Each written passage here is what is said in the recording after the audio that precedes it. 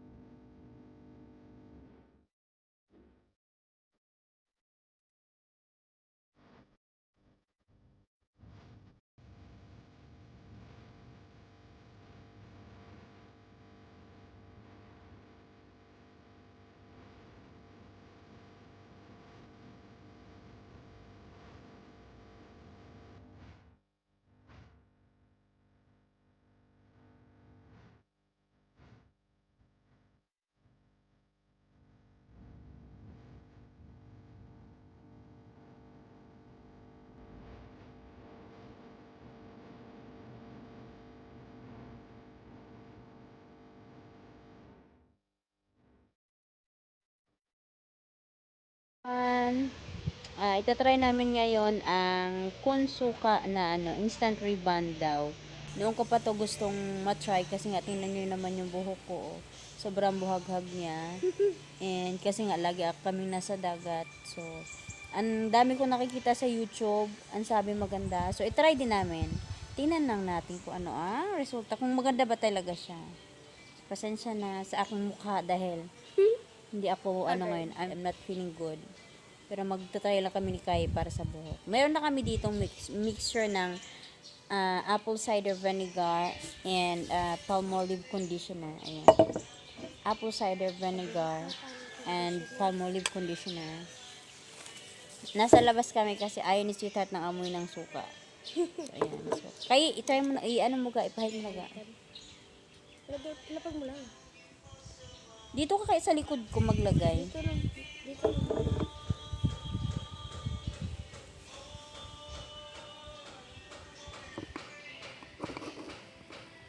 Ang aking hairstylist.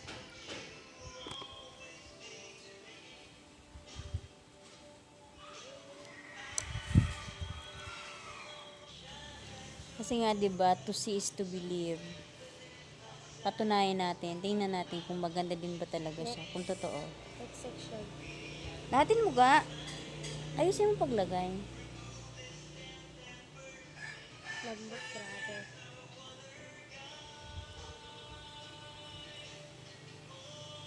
Ga, mas maganda siguro kung ikamayin mo ga. Gumamit ka ng plastic oh. Sige. Akin na yung kamay mo.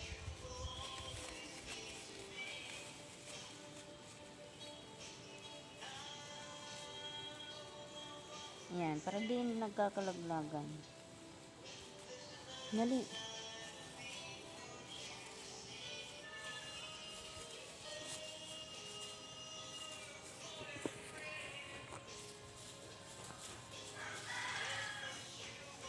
Kita ka ba? Dali. Ayusin mo paglagay. Lahatin mo. Grabe. Bili ko nga lang muna. Dali, bilisan mo kay 10% na lang yung phone. Damihan mo ga.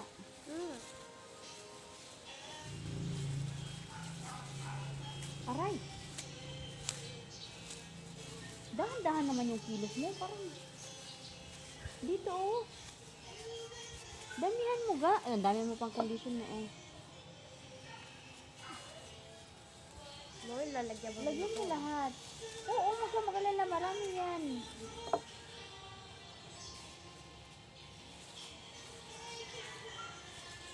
Lalim. Saka yung dulo ga oh. Oh, dry. Lalagyan ko. Yung dulo dito oh. Yung pinakadulo ang lagyan mo buto.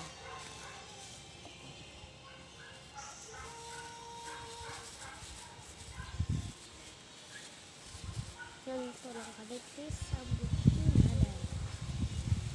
Basa pala doon. Ito akala ko sige. Oy.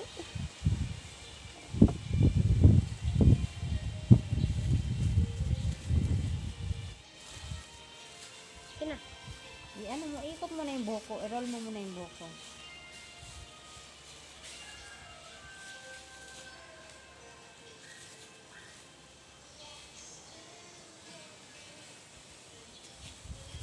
Ganyan naman. Ganyan naman. Ito na yung ibang plastic. Ito na ibang plastic. Ito yung plastic iba.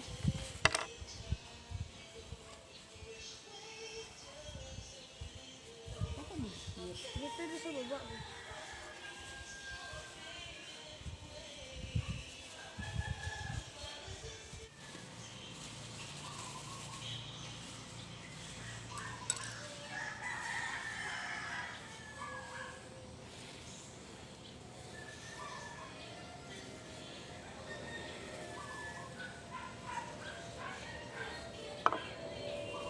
Sanay.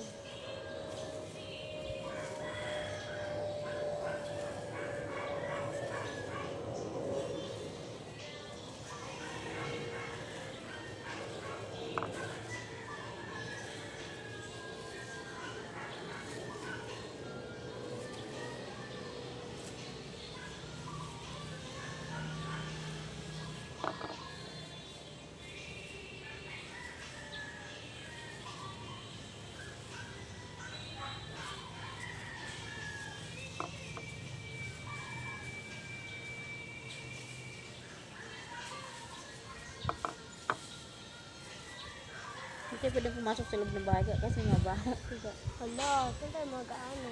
Mamaya na tayo papasok. Okay.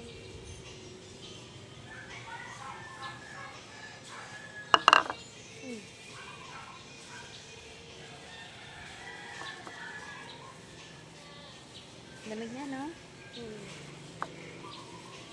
Kaya pag dinidiretso sa liit ko, Hmm? dinidiretso sa liit ko, ang lamig. Yung taas na. Hmm? Yung taas. Dito. Ha? Hindi. Alam ko. Wow.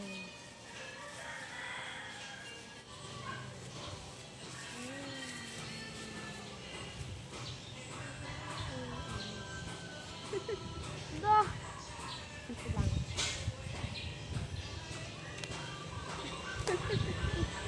Hilay mo dyan. Ano? Mm. There. Hindi. There. Sira na. Kaya mo lang. Yan, para isang plastic na. Uy lang. May isang plastic pa dito.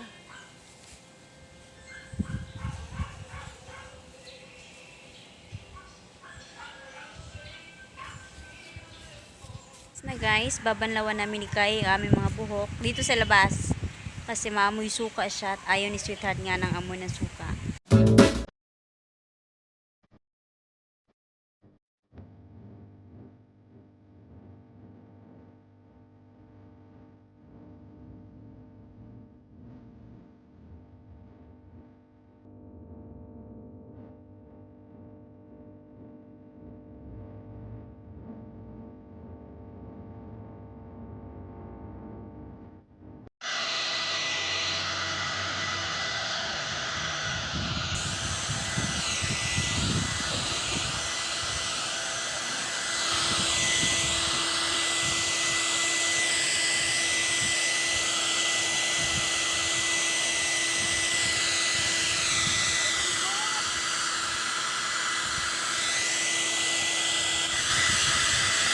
Tingnan natin kung parang na-rebound.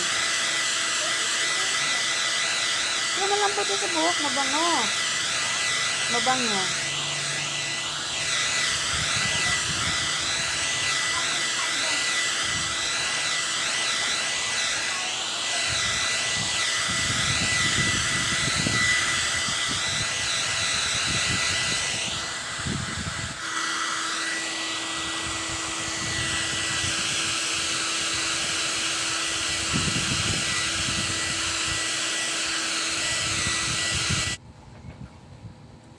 Ang verdict ng buhok. Parang ganun pa din naman ga. Ganda kaya? Alam, ang ganda kaya! So, hindi siya instant rebond. Nag-ano lang yung buhok ko. Lumambot. Naging soft. Pero hindi siya instant rebond. Gaya ng nakikita natin sa iba. Okay, so ito yung resulta ng ginawa kong konsuka. Yan. Hindi talaga siya rebonded, guys. Kasi yung iba, sa picture kasi parang rebonded. Yung iba, napaka-shiny. So, hindi ko alam kung ano yung ginawa nila sa picture. Pero yung sa akin ito, walang filter. Totoo yan.